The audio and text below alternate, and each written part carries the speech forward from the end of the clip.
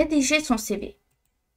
Pour une personne active, un tant soit peu expérimentée, l'expérience doit figurer en premier. Pourquoi?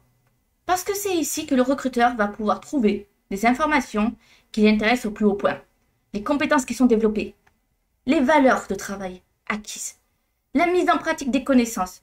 C'est des similitudes entre votre expérience et les attentes du poste qu'il va tirer une conclusion. Cette personne peut correspondre ou bien ne pas correspondre tout à fait à ce que je cherche. Pour cette raison, et afin de lui faciliter la tâche, il est judicieux de mettre en tête de ce paragraphe l'expérience la plus en lien avec celle qui vous attend. C'est, comme souvent, la dernière, la plus riche, la plus complète. On propose généralement d'opter pour un ordre antichronologique, c'est-à-dire que l'on part de l'expérience la plus récente et pour finir avec la plus ancienne.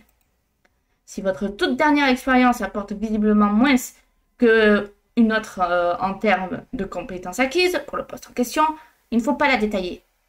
On peut on la détailler, mais moins. Si on ne la détaille pas, vous serez un peu plus précis avec la seconde et vous prendrez soin de la mettre visuellement en valeur avec du gras par exemple. Veillez à ce qu'il n'y ait pas dans la chronologie de trous que vous ne puissiez pas justifier. Si vous avez connu une période de chômage un peu longue, mentionnez-le. Vous ne pourrez pas la cacher de toute façon. Si votre recherche d'emploi n'excède pas 2 mois, là, pas besoin de spécifier, elle pourra passer inaperçue. Les dates sont évidemment très importantes pour retracer le parcours. Elles doivent sauter aux yeux. C'est pourquoi on préconise de mettre une première colonne. Si vous avez une longue carrière derrière vous, vous pouvez vous contenter d'écrire les dernières années. Sinon, vous pouvez gagner de la place. Vous pouvez aussi abréger les mois.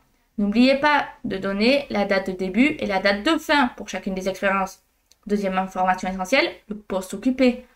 On ne peut pas se satisfaire de noter le service dans lequel on a travaillé. Ne laissez pas le recruteur avoir le moindre doute sur ce que vous avez pu faire. S'il s'agit d'un stage, vous avez touché plusieurs choses.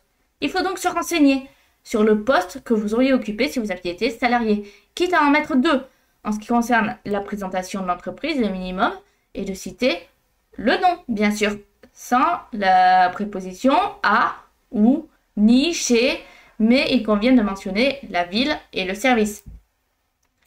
D'autres informations secondaires peuvent avoir leur importance selon les circonstances, par exemple le secteur d'activité, si le métier a un caractère transversal, comme comptable ou commercial. Si vous avez une expérience dans les ressources humaines, il peut être très intéressant, voire vraiment nécessaire, de préciser le nombre de salariés que comptait l'entreprise à l'époque.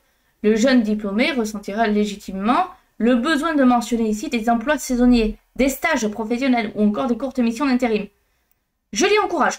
Toute expérience est bonne à prendre. Le recruteur pourra toujours en déduire certains savoir-être et savoir-faire acquis. L'expérience et l'alternance, tout comme le service civique d'ailleurs, est aussi à faire figurer dans cette rubrique. C'est une réelle expérience professionnelle, bien plus qu'une part de formation.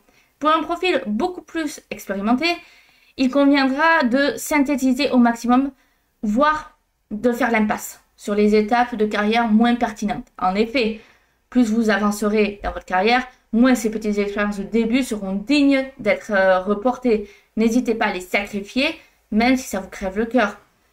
Il faut savoir que le recruteur pourra toujours vous poser ces questions à l'oral, hors du CV. Cela m'est déjà arrivé personnellement pour un poste en informatique qui me demande quel genre de boulot j'ai fait lorsque j'étais jeune.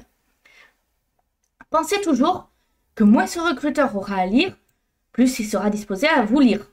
À défaut d'être complet, pour ne pas trop en dévoiler, soyez clair sur les missions effectuées, les plus significatives. Allez à l'essentiel, pas de blabla. Illustrez une ou 2 expériences réussies, avec des chiffres, pas plus. Gardez des arguments pour vos lettres de motivation et surtout, choisissez les termes justes, ceux qui sont attendus et qui d'ailleurs figurent dans l'annonce. Plutôt que des noms communs pour évoquer des tâches, utilisez des verbes d'action, plus percutants et à fort pouvoir évocateur. Il faut transmettre l'idée surtout que vous êtes immédiatement opérationnel. Pour résumer l'essentiel, ne gardez que les emplois qui vous ont fait développer des compétences intéressantes au regard du poste que vous convoitez. Optez pour un ordre chronologique inverse. Prenez garde à ne pas dérouter votre lecteur. Privilégiez une structure classique par colonne avec successivement les dates, les postes occupés, les noms de l'entreprise, la ville, le service.